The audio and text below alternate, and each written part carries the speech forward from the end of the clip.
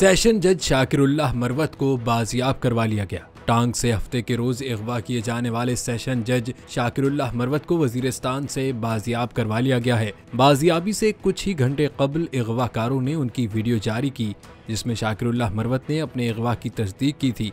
खैबर पख्तूनख्वा हुकूमत के बैरिस्टर सैफ ने जज की बाजियाबी की तस्दीक की है। सेशन जज को बाहिफाजत उनके घर मुंतकिल कर दिया गया है। टांग में सेशन जज की अगवा केस का मुकदमा दर्ज कर लिया गया है।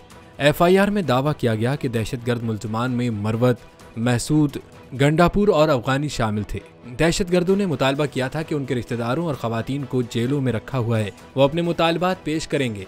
अगर पूरे किए तो जज को छोड़ देंगे, वरना संगीन नताइज भुगतना होंगे।